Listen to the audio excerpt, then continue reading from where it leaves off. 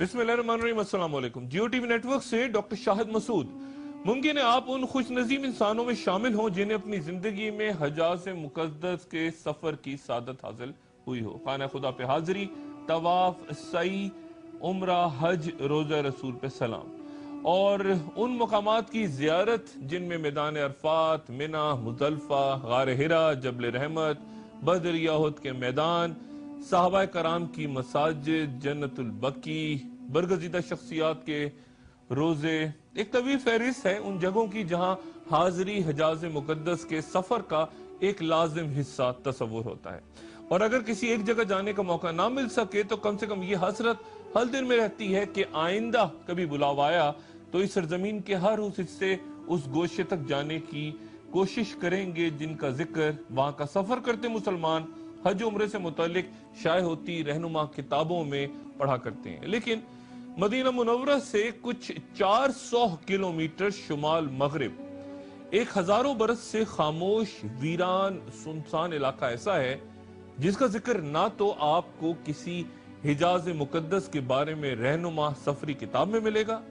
और ना ही कोई मकामी सऊदी बाशिंदा आपको वहां तक ले जाने पे आसानी से रजामंद दस्तयाब हो सकेगा। रवायत है कि गज़वा तबूक से वापसी पर रसूलुल्लाह सल्लल्लाहु अलैहि वसल्लम जब इस मकाम से गुजरे तो उन्हें मकामी बद्दू कबाइलियों ने एक नजदीकी कुएं का पानी पेश किया। आप सल्लल्लाहु अलैहि वसल्लम ने अपने साथियों को यहाँ का पानी पीने से रोकते इस इलाके से जल्द रवाना हो जाने का हुक्म दिया, क्योंकि ये इलाका मदाइन सालेह कहलाता वो वीराना है जहाँ कौम समूद पे अल्लाह ताला का अजाब नाजिल हुआ था। उस कौम पे जिसने अल्लाह के भेजे पैगंबर हजरत सालेह अलैहिस्सलाम का कहा मानने से इनकार किया था, तमस्खुर उड़ाया था और नाफरमानी की थी। और इसे कतई नजर के आज अक़वाम मुत्तहिदा के ज़ेली अदारे यूनेस्को की जानिब से सऊदी सरजमीन पे मौजूद ये वाहिद आसार कदीमा है जिन्हें वर्ल्ड हेरिटेज प्रॉपर्टीज की फहरिस्त में शामिल किया गया है। ये कहना दुश्वार है कि वहां महज़ब दुनिया के कितने साइंसदान, दानिश्वर, मोहक्कीन, माहिरीन सख्त सऊदी रियासती कानून के बाइस पहुंचने के काबिल हो पाते हैं या नहीं, क्योंकि रस्ते में आपको बयान कर दिया जाता है कि इस मकाम से आगे फिल्म बंदी या तस्वीर कशी भी मना है और ये कि गरूब आफ्ताब से पहले इस इलाके से बाहर निकलना यकीनी बना लीजिए। मदाइन सालेह, इन पहाड़ों को गौर से देखिए और कुरान शरीफ की सूरह आराफ की 73वीं आयत दोहराइए कि अल्लाह ताला यहाँ आबाद इंसानों को इन अल्फाज में मुखातिब फरमाते हैं कि ये बात ज़हन नशीन रखो कि अल्लाह ताला ने तुम्हें कौम आद की हलाकत के बाद जानशीन बनाया है और तुम्हें इस इलाके में आबाद किया है। तुम मैदानी इलाके में बड़े बड़े महल बनाते हो और पहाड़ों को तराश खराश के घर तामीर कर लेते हो। तो अल्लाह ताला की इन नेमतों को याद रखो और जमीन में फसाद ना करते फिरो। कौम समूद का जिक्र कुरान शरीफ की 9 सूरतों में और तारीख की तकरीबन तमाम मुसनद रवायतें इन्हें सामी कौम की एक शाख बयान करती अरब बायदा यानी हलाक शुदा अरबी नस्लों में से एक कहती है। जमाने का तय्युन नामुमकिन है, लेकिन ये बात यकीनी है कि इस कौम का जमाना हजरत इब्राहीम अलैहिस्सलाम से बहुत पहले का था और तब तक ये हलाक हो चुकी थी।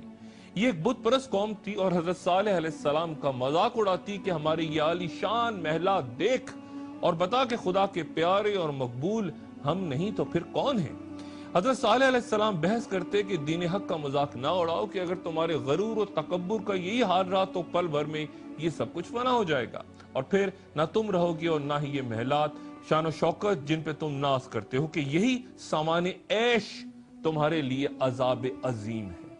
फिर सरकश कौम ने हजरत सालेह अलैहिस्सलाम से मौजे का मुतालबा करते कहा कि सामने वाले पहाड़ से एक ऐसी ऊंटनी जाहिर करो जो फौरन बच्चा दे। सूरह आराफ की 73वीं आयत के हमने कौम समूद की तरफ से उनके भाई साले को भेजा। उसने कहा कि ऐ मेरी कौम, अल्लाह की इबादत करो, उसके सिवा कोई तुम्हारा माबूद नहीं। तुम्हारे पास परवरदिगार की तरफ से वाज़ेह दलील आ चुकी है। ये अल्लाह की ऊंटनी तुम्हारे लिए अजीम शान निशानी है। इसे खुला छोड़ दो, अल्लाह की जमीन में जहां चाहे चर ले। इसे कोई तकलीफ ना पहुंचाओ वरना तुम्हें दर्दनाक अजाब घेरेगा। ان پہاڑوں میں ہزاروں سال پہلے قوم سے اللہ کے پیغمبر نے کہا کہ خدا کا یہ بھی فیصلہ ہے کہ پانی کی باری مقرر کر دو، ایک دن یہ اونٹنی پانی کا ناغہ کرے اور ایک دن باقی قوم۔ سورہ حشر کی آیت 155 اور 156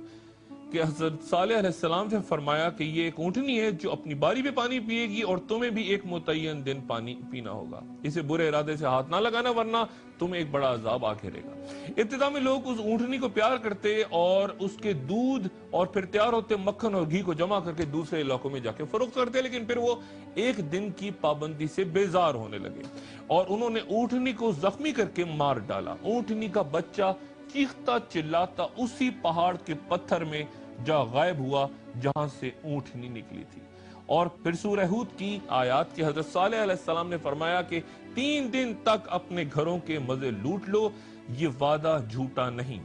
پھر ہمارے فیصلے کا وقت آ پہنچا تو ہم نے صالح اور ان پر ایمان لانے والوں کو اپنی رحمت کے ساتھ اس دن کی رسوائی اور ذلت سے محفوظ رکھا، بلا شبہ تیرا رب ہی قوت و غلبے والا ہے۔ آخرکار ان ظالموں کو ایک زبردست چیخ نے اپنی گرفت میں لے لیا اور وہ گھروں میں ہی ڈھیر ہو گئے۔ یوں محسوس ہوتا تھا کہ وہ کبھی یہاں آباد ہی نہیں ہوئے۔ قوم سمود نے اپنے رب کی نافرمانی کی اور قوم سمود بھی فنا ہو گئی۔ قانون قدرت سب قوموں کے لیے یکساں ہے اور جب اس کا کوڑا برستا ہے تو آنے والی نسلوں کے لیے نشان عبرت چھوڑ جاتا ہے، سب قوموں کے لیے یکساں۔ لیکن مسلمان بھی بنی اسرائیل کی طرح خود کو اللہ تعالیٰ کی برگزیدہ قوم سمجھتے، یہ یقین رکھتے ہیں کہ اس کارگاہ حیات میں ان کے ساتھ خصوصی سلوک ہوگا، لیکن گزرے 1500 سال کے دوران نہ ہی ایسا ہوا اور نہ ہی آئندہ کبھی ہوگا۔ اور تبھی جو کچھ آج ہمارے ساتھ بطور ایک مسلمان یا بحیثیت پاکستانی نہ صرف دنیا بھر میں بلکہ خود ہماری اپنی سرزمین، اپنے شہروں، دیہاتوں، محلوں اور گھروں میں ہو رہا ہے، تو تجزیوں، مباحثوں، تقریروں، خطبوں اور بیانات سے ہٹ کے صرف ذرا ایک لمحے ٹھہر کے رک کے اس فتن و فساد کے دور میں ان ارشادات کو یاد کر لیں جو ہم سے مخاطب رسول صلی اللہ علیہ وآلہ وسلم نے فرمائے تھے۔ فرمایا تھا کہ 2 بھوکے بھیڑیے جو بکریوں میں چھوڑ دیے جائیں وہ اس قدر فساد بپا نہیں کرتے جس قدر انسان میں دولت اور مرتبے کا لالچ اور ہوس۔ اور پھر وہ فرمان نبی صلی اللہ علیہ وسلم یاد ہے کہ لوگ جب ظالم کو دیکھیں اور ظلم سے باز نہ کریں تو اللہ ان سب پہ عذاب نازل کرتا ہے۔ عذاب سے ہٹ کے قرآن و حدیث میں لفظ فتنہ بکثرت اس قدر استعمال ہوا ہے کہ حدیث کی تقریباً ہر کتاب میں ایک مستقل باب ہی فتنوں کے لیے مخصوص ہے۔ اور صحیح بخاری کی روایت ہے کہ آپ صلی اللہ علیہ وسلم نے فرمایا کہ میری آنکھیں دیکھ رہی ہیں کہ فتنے تمہارے گھروں میں اس طرح آ گریں گے جس طرح بارش کے قطرے۔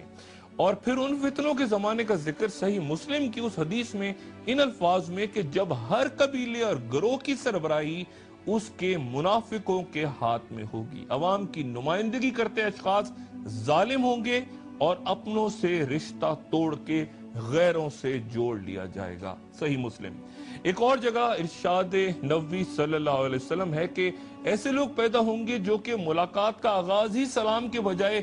گالی سے کریں گے۔ اور پھر بخاری شریف میں روایت ہوا کہ ایسے افراد کی عقل مندی کی تعریف کی جائے گی جن کے دل میں رائی برابر ایمان نہ ہو اور معمولی نااہل آدمی ریاست کے عام ترین معاملات کے نگراں اور ذمہ دار قرار پائیں گے۔ صحیح بخاری۔ ایک اور عجب حدیث ہے جو شاید اس سے پہلے زمانوں میں سمجھ نہ آ سکی کہ لسان العرب میں اس کی روایت ہوئی کہ حضرت عبداللہ بن عمرو رضی اللہ تعالیٰ عنہ سے روایت کیا گیا کہ جب تم دیکھو کہ مکہ مکرمہ کا پیٹ چیر کے نہروں جیسی چیزیں بنا دی گئیں اور مکے کی عمارتیں نزدیک پہاڑوں کی چوٹیوں برابر اونچی ہو جائیں گی تو سمجھ لو کہ معاملہ تمہارے سر پہ آ گیا ہے، اس لیے سنبھل کے رہو۔ صدیوں سے نقل ہوتی اس حدیث میں شہر کا پیٹ چیر کے نہروں جیسی چیزیں بنانے کا مفہوم فقہا سمجھ نہ سکے، لیکن عہد حاضر میں مکہ مکرمہ کی زیارت کے دوران پہاڑوں اور چٹانوں کے پیٹ چیر کے زمین دوز رستے اور سرنگیں دیکھ کے ان پہ نہروں کی طرح بہتی ٹریفک دیکھ کے یہ حدیث کچھ سمجھ آتی ہے۔ اور پھر یہ بھی بیان ہوا کہ جو شخص کسی جھنڈے تلے اس حالت میں مارا جائے کہ وہ عصبیت کی دعوت دے رہا تھا یا مدد کر رہا تھا تو اس کی موت جاہلیت کی موت ہے۔ ابو داؤد میں روایت ہوا